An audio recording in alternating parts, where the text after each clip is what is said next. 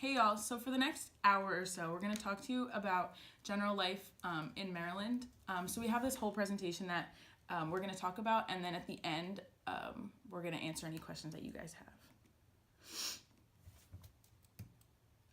So first, we're going to talk about residence life and living on campus. So this is a list of all the residence halls on campus. We have what we call North and South Campus. North Campus is mostly first-year students and some second-year students, and then South Campus is mostly like the upperclassmen. Here's a map of campus, and we're actually going to be staying right here, which is Easton Hall in Denton Community. So this is where we're going to be for the next day or so, and probably like in these communities is where the most of y'all will be living for your first year. Oops. So here's a list of things that we're going to provide for you in the rooms, and then what you should bring from home and also what you shouldn't bring from home. So provided in every room is a twin bed. If you're super tall, you can request a twin XL bed. A dresser and a desk with a drawer is also provided. And then things you should bring include bedding, small electronics like your laptop, your iPad if you use like Kindles or anything, a fridge in case you want to get like snacks that need to be refrigerated, cleaning supplies because nobody likes a dirty room, dishes, utensils, toiletries, items to do laundry like detergent, a laundry basket, school supplies, carpeting if you want, and curtains if you want. Carpeting, I would definitely recommend getting a little carpet because the residence halls have tiles and sometimes it gets cold. And if a TV if you want.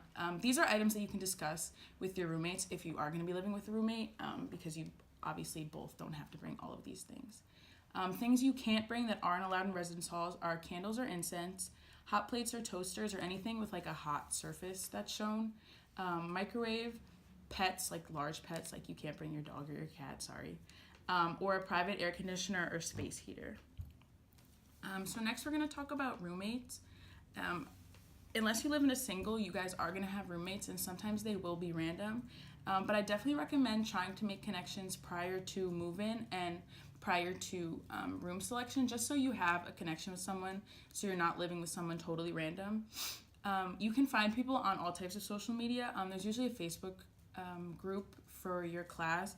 I personally found my roommate on Twitter and I DM'd her and was like, hey, do you want to be my roommate? And now we're best friends, so story of my life.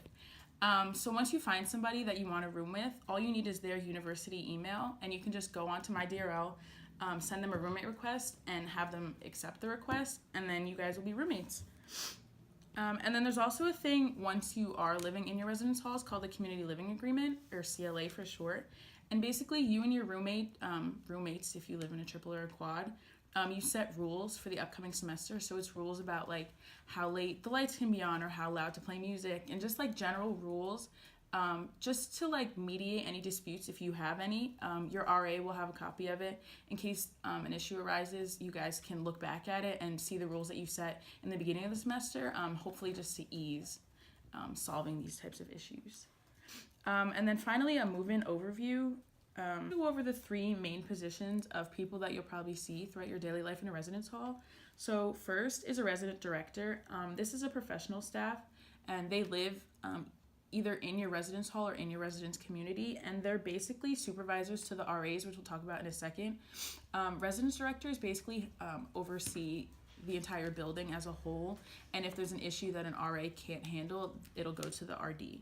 And then next is resident assistants, and they're usually undergraduate students who live in the hall with students, and there's usually two on each floor, a female and a male, and these are just basically older students who are able to solve any issues that you might have with your roommates, and they also plan fun events just so that you can find friends within your floor, which is also good because you're coming to a big place and it helps make the big place feel a lot smaller. And then lastly is a community assistant, which are also undergraduates who work at the service desks in the lobby of most of the residence halls. They handle things such as if you lose your key, you can go to them and get a replacement key for 24 hours. They also handle your mail and your packages. And they also, if you have any general questions, the CAs are really great for helping with that. So one thing that you all would be doing when you first get here is something called Fall Welcome. It lasts for quite a while, and it's basically just a lot of activities to get you all closer as a class. So some of the activities that have happened in the past are called Free Fest, which is basically just a lot of free things, a lot of free t-shirts, free cups, just the different student organizations and things that you'll see a lot on campus will just be there giving out free stuff. Another thing is called FreshCon. And then we also have Target runs to the Target on Route 1, and it's basically a shuttle every couple minutes. So in case there's any last minute things that you forgot, the buses will take you right to Target. There's also a movie night and movies on the mall. So on McKeldin Mall, they'll like play a movie, which is really cool, and just everyone will go out and just watch the movie. And there's also the Big Ten Welcome, which is like the athletic side of things. They'll get most of the class together. And it's usually in the stadium, which is really cool to be like on the field in the stadium. And it's basically just a good way to get to know your peers. And I mean, who doesn't love free stuff? So the next thing we're going to talk about is residence hall involvement. I would definitely recommend getting involved as early as possible. Not only does it look good on resumes and just it's good to have other involvements just besides academics, because while that is the main reason you're at college, there's still a college experience to be had. So there is something called the Residence Hall Association, which is a student-run body. It represents the interests of UMD's residents that live on campus. It's great leadership opportunities, and it also they also design events for communities as well. A lot of communities, especially when it gets nice out, they'll have like carnivals and stuff. It's just a good way to like take your mind off class if you're stressed or anything. And there's also this thing called Math Success, which is offered in Oakland Hall, which is in the Denton community on North Campus. And there's tutors for a lot of math and statistics courses, which are really great because sometimes those classes can be tricky. So the next thing we're going to talk about is a triple barrier system. So in a residence hall, there's 3 points of entry to get into your individual room. So first, your university ID acts as your swipe. So you can swipe into a residence hall. And then you also need your swipe to get into the elevator. And once you're in the elevator, you need your swipe again to go onto a certain floor. This is just for the safety of our students. Only the people that live in these halls on these floors have access to where they live. And then finally, you need a university issued key to get into your individual room. If you are living off campus housing service are really great. They basically mediate like students and the off-campus housing locations just to create like an easier transition. And there's also a database of all available listings on their website. And also transfer and off-campus student life is really great. It helps with if you're not only living off campus, but also if you're a commuter student, just so you don't feel like you're not a part of the campus community. So financial aid, there's something called Federal Work Study, which is awarded through FAFSA. It allows a student to have a job on campus, but the university doesn't pay them, the state of Maryland pays them, and it's basically a type of financial aid. Like I said before, it's awarded through FAFSA. We also have scholarships, so there's merit-based scholarships and need-based scholarships. So as the name implies, merit-based scholarships, after your transcripts and your application are reviewed, you may be awarded a merit-based scholarship. And also like after your FAFSA is reviewed, the university might issue a need-based scholarship. And there's a lot of on-campus employment opportunities.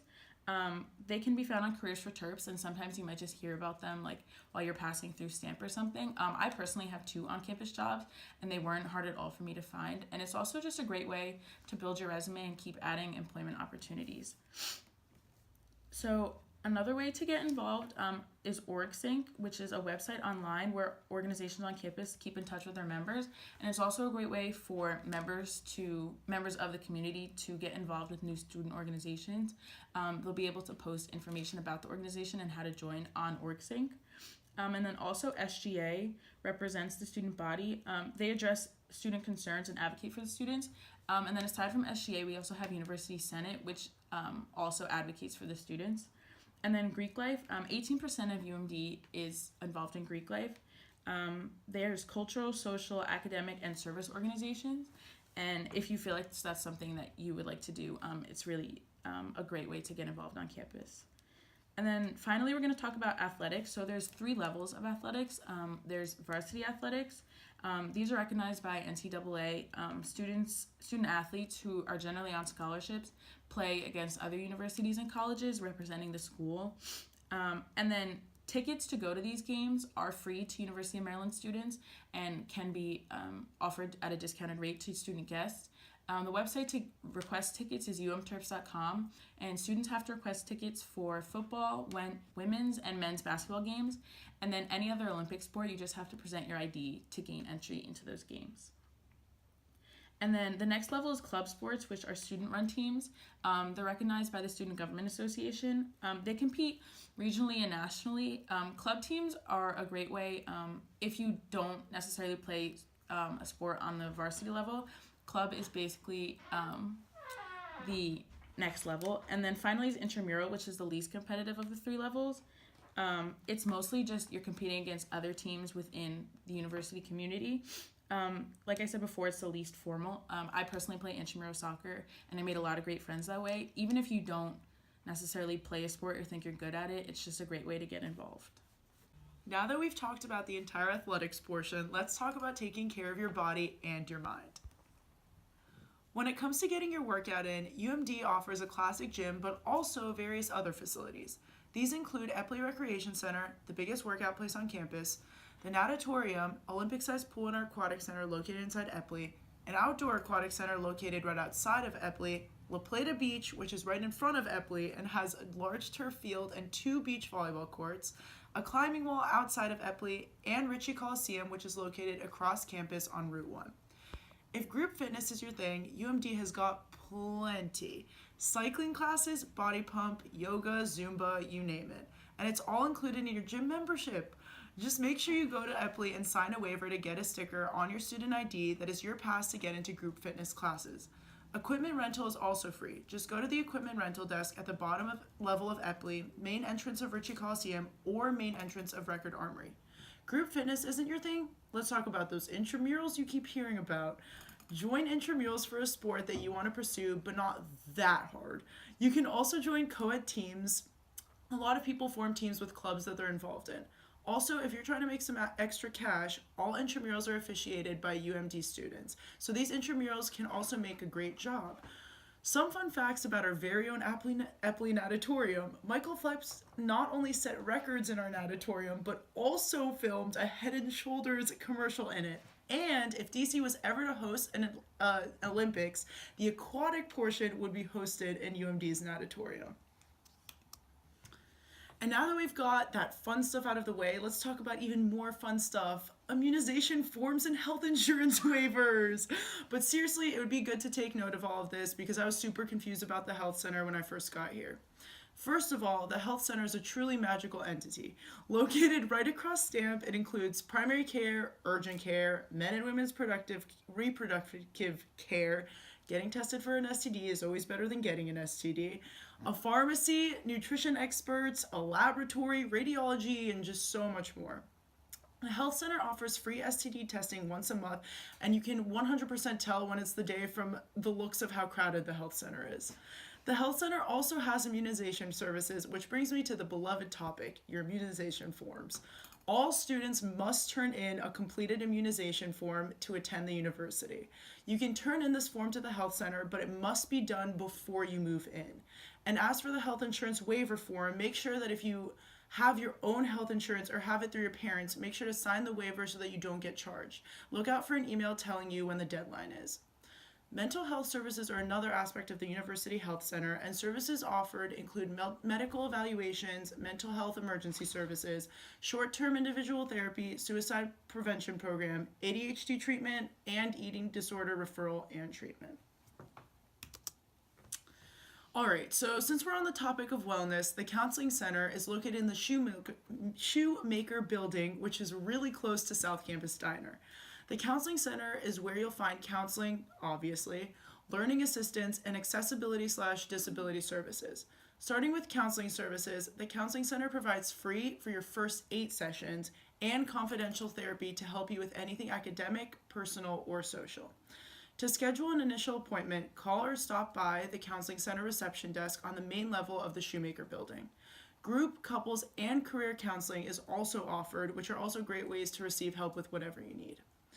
Moving on to the Learning Assistant Program, all LAS services are free to UMD students. One of these services is the Guided Study Sessions, or GSS, which are offered for traditionally difficult courses like Molecular Bio, Organic Chemistry, Econ 200, Business Management 220, and many more. They meet weekly and go over material taught in class and give students the opportunity to ask questions in a much smaller environment. And finally, the accessibility and disability services apply to anyone looking for accommodations. More information on that can be found on the Counseling Services website. As a school that has a 43.3% minority population, diversity and inclusion are priorities here. Something that you'll definitely run into all over campus is the Inclusive Language Campaign. There will most likely be posters hanging in your residence hall, and it emphasizes the idea of would you say that if, and makes sure that people are more aware of the words they use. In addition to this, UMD has a plethora of identity and affiliate organizations, such as MICA, the Multicultural Involvement and Community Advocacy, or OMSE, the Office of Multi-Ethnic Student Education. OMSE provides resources to ethnically underrepresented students to enhance their academic experience through programs like Soaring Achievers, La Familia, and Sister to Sister. On the other hand, MICA focuses more on the involvement in the community and creating a more accepting campus through programs like Diversity and Leadership Training, Mosaic, and TOTUS. The Niamburu Cultural Center is also a fantastic research, for it was established to serve Black social, cultural, and intellectual interaction.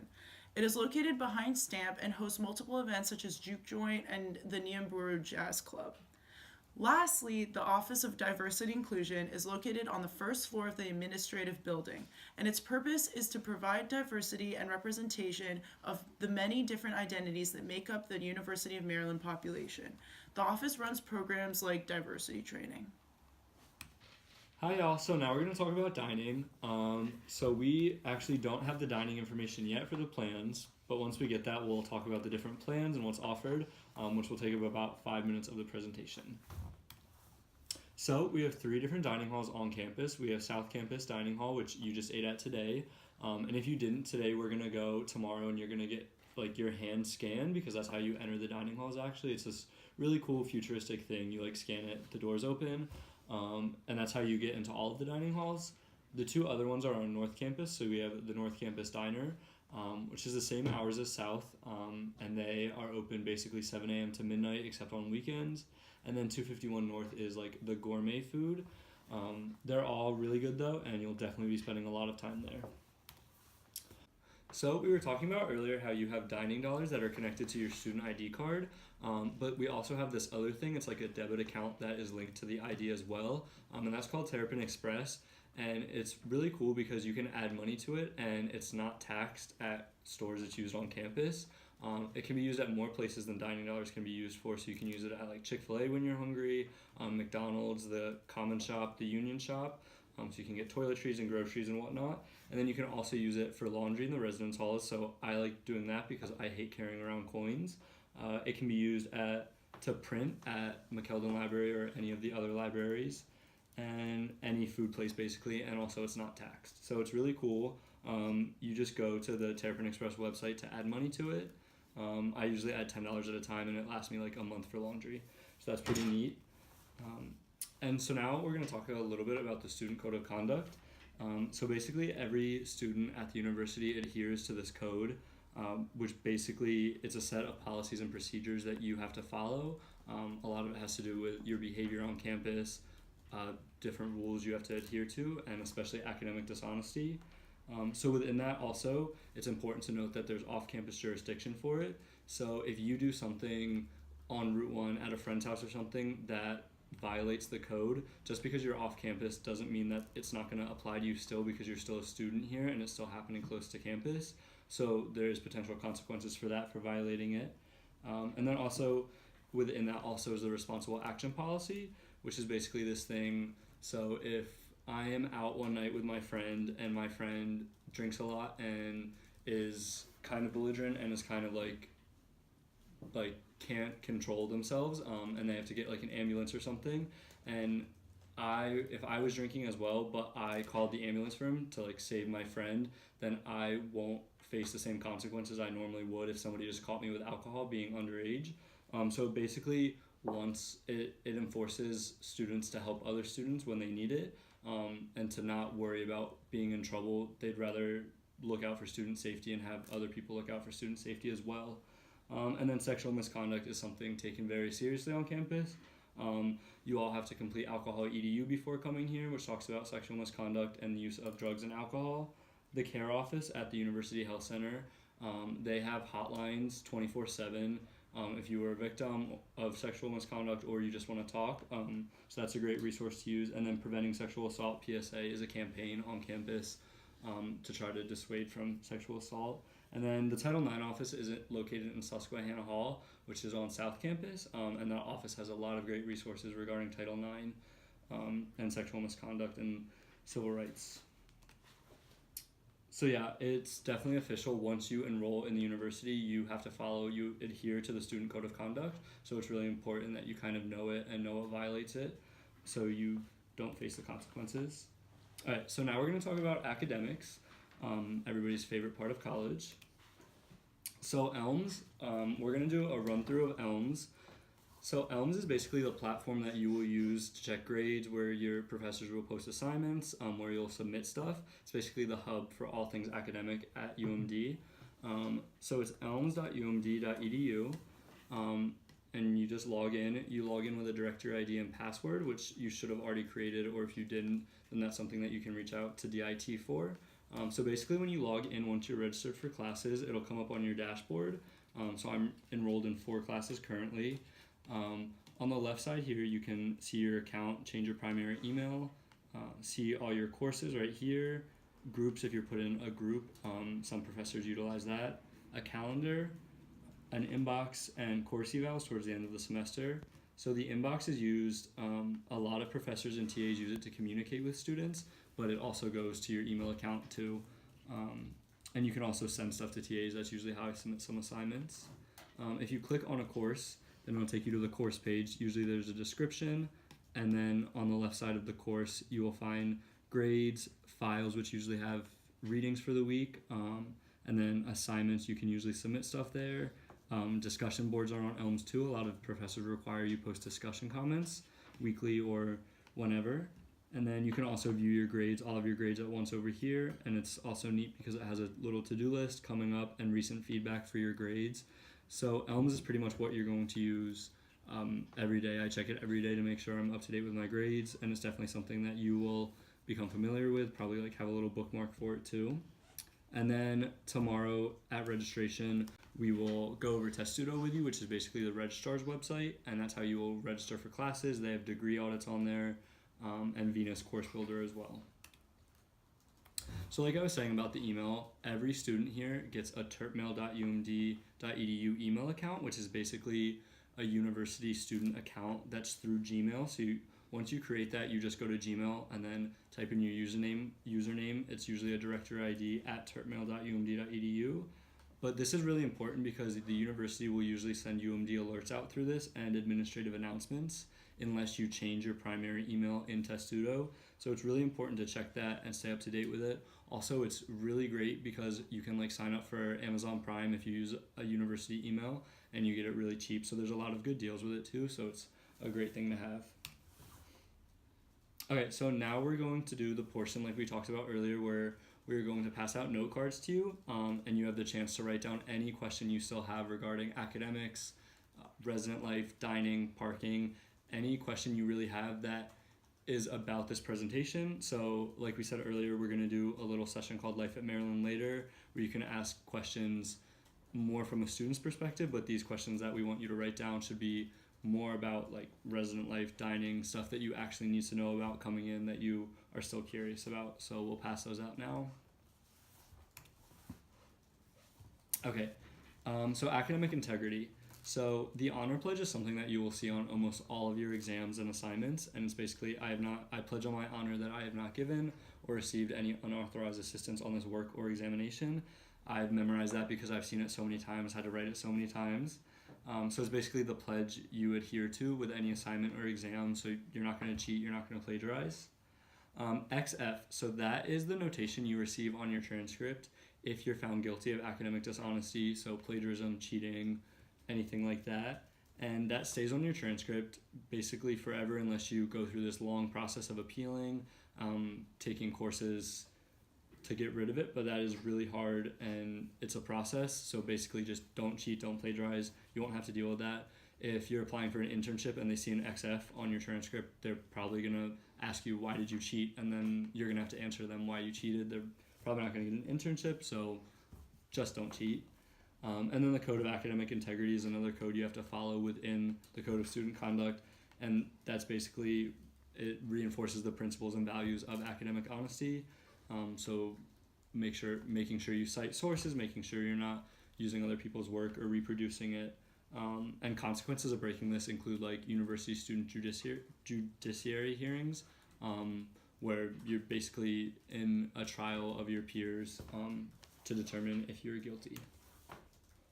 Okay, so along with academics, if you're ever worried about falling behind in a class, if you ever need extra help, guided study sessions, or GSS, they're this really cool thing. So it's basically usually teaching assistants or GSS leaders will lead them. It's usually outside of your course hours, and it basically acts as like a study session, like a tutoring session in a more intimate group than class, but also sometimes it is obviously more than you.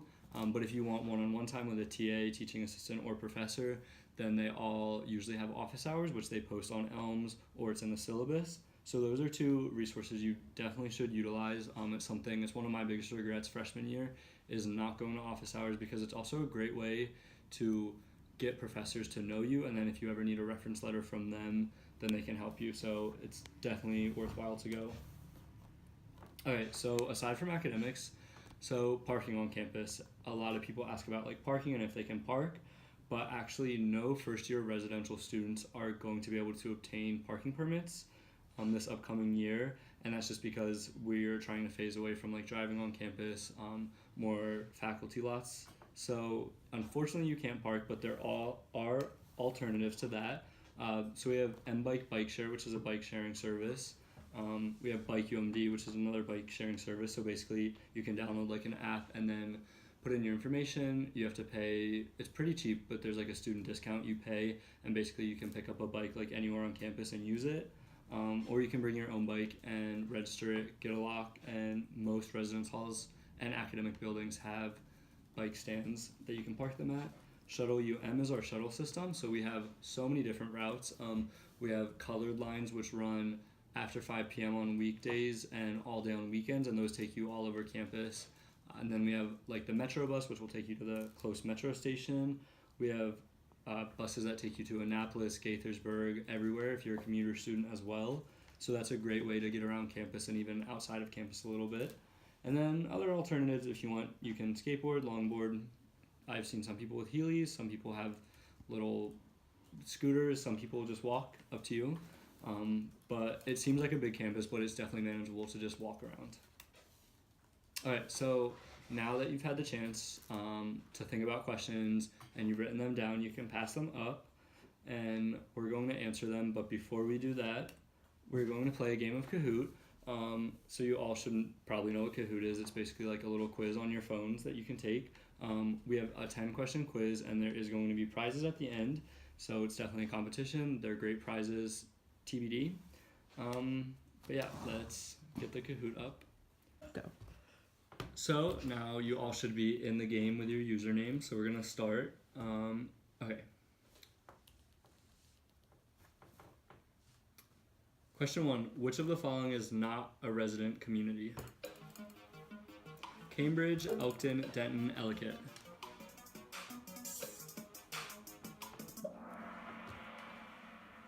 So the correct answer is the Elkton community. That's not a community, that is a residence hall on campus, but all of the other ones are communities. Great job, Molly. She's in the lead. Okay, which of the following items is not allowed in the residence halls? Keurig coffee makers, candles, carpets, or a pet goldfish? Candles is the correct answer. So you definitely should not bring candles because that's a flame, that's a fire hazard. You can bring Keurigs because there's no hot plate in them to make coffee. I definitely rely on mine. Carpets, you can bring your own carpet if you want to place over the floor. And you can have a pet goldfish, but you can't like bring anything bigger than that, like a cat or anything, so don't. Molly, great job. Okay, question 3. Which hall is the Math Success Program located? Denton, Easton, Oakland, or Prince Frederick? The correct answer is Oakland Hall. So Oakland Hall is one of the newest residence halls on campus. It's on North Campus, and in the basement of it, the Math Success Program is located. Competition.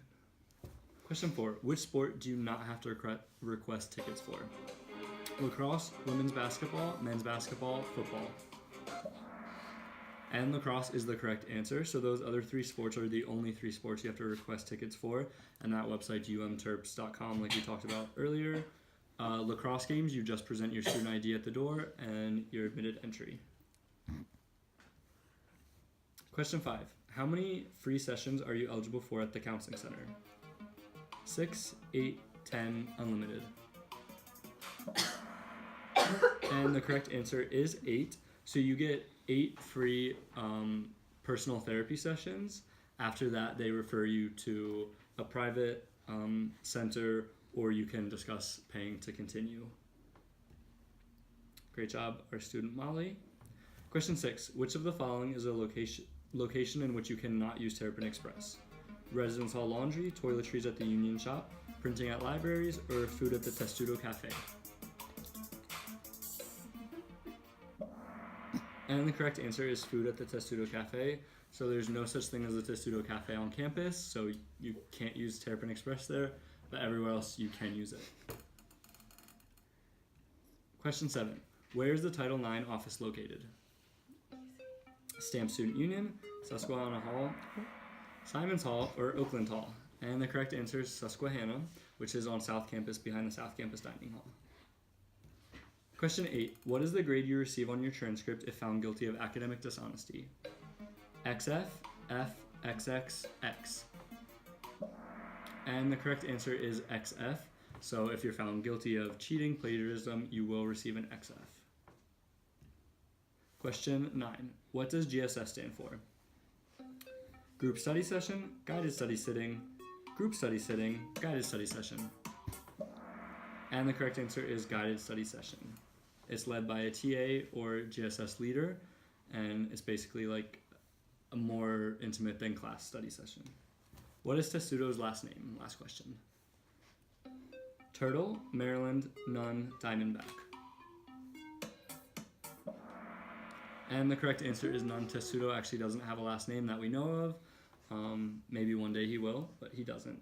And the winner is Molly, so you can come up and get your prize.